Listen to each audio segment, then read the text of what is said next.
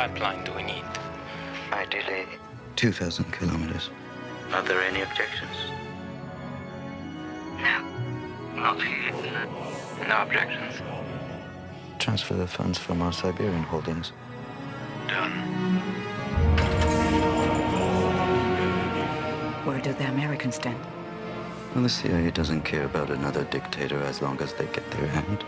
But when they find out that they've been duped, I'm working on that. 네, 안녕하세요. 영화 속 클래식.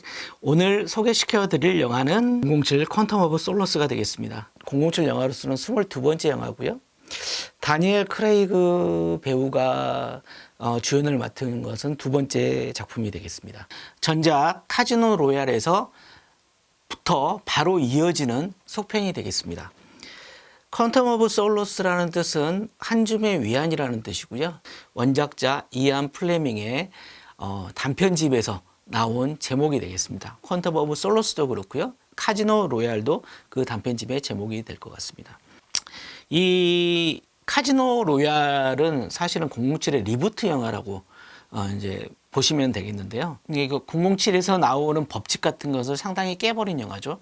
일단 제임스 본드가 굉장히 유머가 약간 사라졌어요. 물론 다니엘 크레이그라는 그 영화 배우의 좀 습격상 뭐 그럴 수도 있는데 대신에 근육질의 남자가 됐고 어떤 면에서 보면은 이게 마초적인 성격이 강한데 또 어떤 면에서 보면은 남성성은 많이 사라졌다고 볼 수 있습니다. 왜냐하면 예전에 007 제임스 본드라고 하면은 이 남자의 모든 여성이 그냥 뭐 제임스 본드가 잉크 한 번만 하면은 다 넘어오는 뭐 이런 캐릭터였는데 이제는 그렇지도 않고 주변의 사람들까지도 이제 제임스 본드를 옹호하는 그러한 분위기는 많이 사라지고 대신에 액션이 강화된 굉장히 근육질의 제임스 본드로 나타났다. 긍정적인 것은 카지노 로얄에서 은퇴를 하고 거기에 보면은 영국의 재무성 직원이 나옵니다. 베스퍼라는 여인하고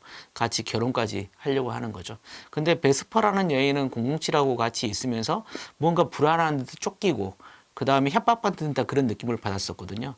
그래서 결국은 베스퍼가 죽게 되는 거죠.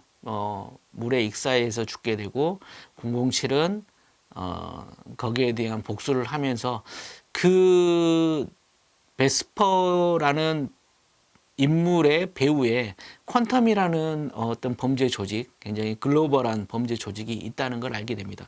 자원을 무기화하는 범죄 조직인 퀀텀이라는 범죄 조직이 있습니다. 그 범죄 조직과 제임스 본드와의 어떤 대결이라고 생각하면 될 것 같습니다. 영화는 그러한 큰 틀에서 움직이는 전형적인 007 영화라고 액션 영화라고 생각하시면 될 것 같습니다. 자, 그러면 오늘의 클래식 음악 한번 이야기를 해보도록 하겠습니다. 이 퀀텀이라는 범죄 조직이 그 회의를 하는 게 굉장히 럭셔리합니다. 어디서 하냐면 큰 오페라 극장에서 합니다. 오페라가 상영되고 있는 커다란 오페라 극장에서 그 블루투스 무선 마이크폰을 끼고 그 오페라를 보면서 자기네들끼리 이 글로벌한 자원 현황에 대해서 어떻게 범죄 조직을 할 것인지 그 회의를 오페라가 하고 있는 극장에서 그 회의하는 장면이 있는데 거기에 이제 제임스 본드가 잠입해서 들어가는 장면이 있습니다. 그 오페라 극장에서 공연되고 있었던 작품은 바로 자코모 푸치니의 토스카가 되겠습니다. 자코모 푸치니에 대해서 설명을 하도록 하겠습니다. 1858년에 태어나셨고요. 1924년에 돌아가셨습니다. 자코모 푸치니는 마지막 오페라 황제라고 이야기할 수 있을 것 같습니다. 라보엠, 나비 부인, 토스카, 자니스키키 이러한 주옥 같은 오페라를 만드신 분이고 굉장히 미남이셨고요. 전형적인 마초맨, 바람둥이이셨죠. 하지만 모든 여인을 사랑할 수 있었지만 거미줄에 걸린 남자. 그를 무지하게 피셨어요. 그래서 골초이자 애연가라고도 우리가 표현할 수 있고 또 자동차를 너무나 좋아하셔가지고 스피드광. 할 수 있습니다. 1900년도에 나온 1900년 1월 14일 로마 콘스탄치 극장에서 초연을 했다고 기록에는 남아 있습니다. 이 토스카 때는 이제 나폴레옹 시대의 이탈리아라고 생각하시면 됩니다. 그 당시에 이탈리아는 오스트리아의 지배를 받고 있었는데 나폴레옹 군대가 오스트리아의 이탈리아 부분을 일종의 해방을 시켜서 나폴레옹이 거기에 공화국을 하나 만들거든요. 물론 이 공화국은 다시 왕당파에 의해서 깨어집니다. 근데 그 잠시 세웠던 공화국에서 활동을 했던 한 정치인이 그 공화국이 깨지고 이제 망했죠. 망해서 이제 도망을 칩니다. 어떠한 잡히면 죽으니까 도망을 치는 과정의 정치범이 이게 이제 카바라도시의 옛날 친구인 안젤로티라는 친구가 카바라도시가 그림을 그리고 일하고 있는 성 안드레이 성당으로 쫓겨오면서부터 이 오페라는 시작을 합니다. 그때 카바라도시는 성 안드레이 성당에서 마리아를 그리고 있었는데요. 정치범인 친구가 쫓기는 것을 도와주게 되는 거죠. 또 숨겨준과 동시에 또 토스카가 찾아와서 자기 연인하고 이렇게 알콩달콩 이야기를 하는 과정이 있고요. 그러한 정치범을 쫓아서 이 스카르피아의 일당들이 또 성 안드레이 성당으로 이렇게 찾아오는 게 일막의 주된 어떤 스토리가 되겠는데, 토스카는 약간 불안한 감이 있었던 게 이 카바라도시도 굉장히 미남이고 잘생기고 그 화가인데 또 다른 여성들에게도 인기가 많았었는 모양입니다. 그래서 토스카가 약간 불안감을 가지고 있었어요. 이 남자가 나를 버리고 떠나지 않을까, 이런 불안감을 가지고 있는 여인으로 보시면 되겠습니다. 근데 어찌됐든 카바라도시의 행동이 조금 불안정합니다. 뭔가를 숨기려고 하고 거짓말을 하는 듯한 느낌을 이 토스카가 받는데, 그것은 사실 안젤로티라는 정치범 친구를 숨겨줬기 때문에 그거에 대해서 약간 행동이 좀 부자연스러운 거였는데, 토스카는 그것을 약간 오해를 하는 거죠. 다른 여인하고 자기 사랑하고 사모를 하고 있는데 그런 것을 자기에게 들키지 않으려고 이러는 거 아닌가라고 해서 조금 그 오해를 하는 과정이 있습니다. 그래서 카바라도시는 사실은 다른 이유를 대고 잠깐 외출을 합니다. 물론 정치범 안젤로티를 만나러 가기 위해서 아마 그랬을 거예요. 티를 숨겨주기 위해서 잠깐 나갔을 때 이 정치범을 쫓아서 들어오는 비밀 경찰들이 있습니다. 이게 바로 스카르피아하고 그 일당들인데요. 얘네들은 이제 안젤로티를 잡으려고 혈안이 돼 있는 거죠.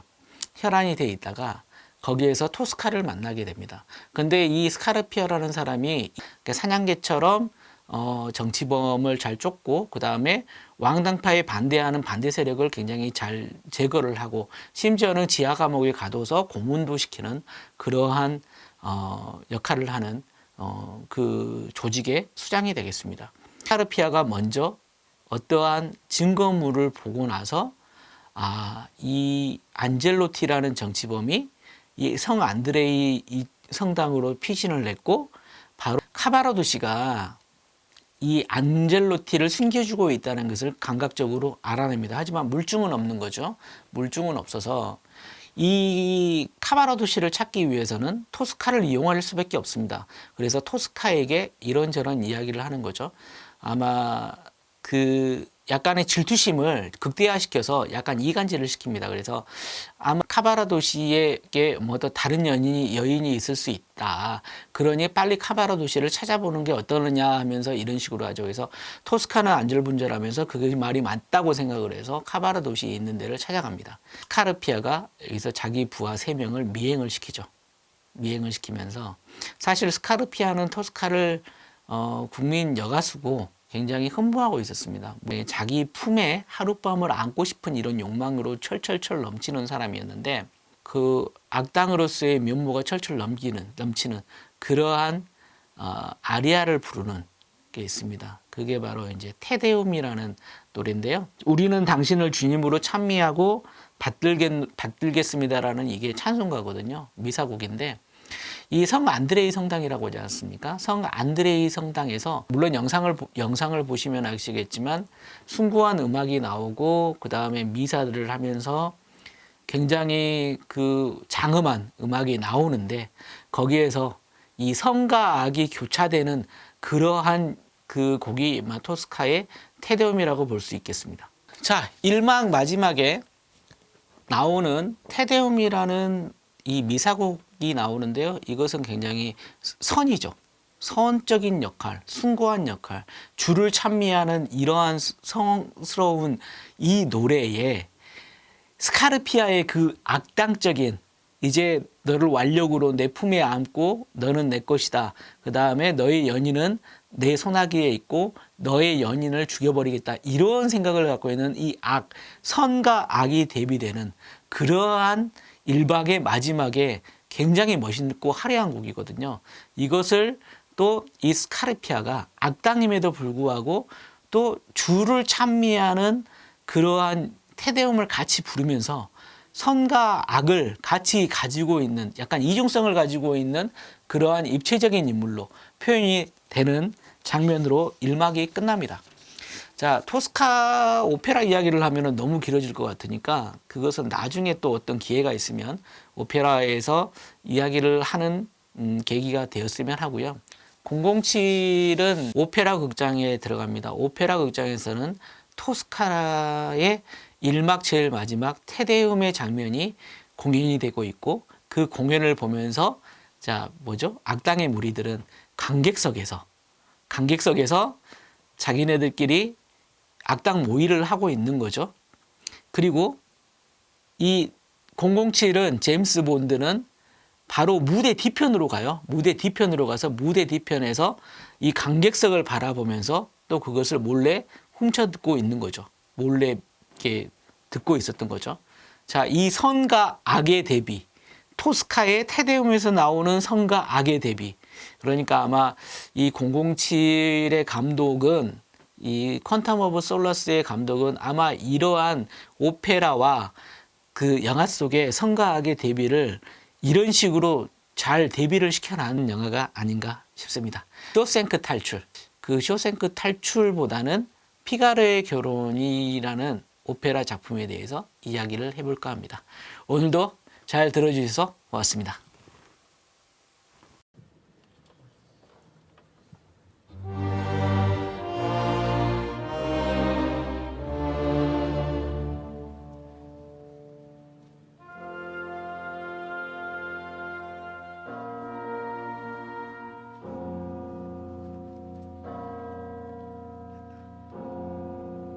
Tre sbirri, una carrozza, presto, seguila dovunque vada, non visto, provvedi. Sta bene il convegno, Palazzo Farnese.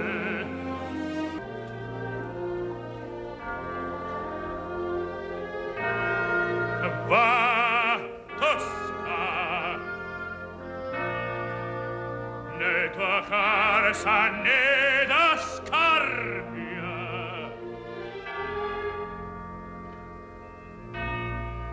Va, Tosca,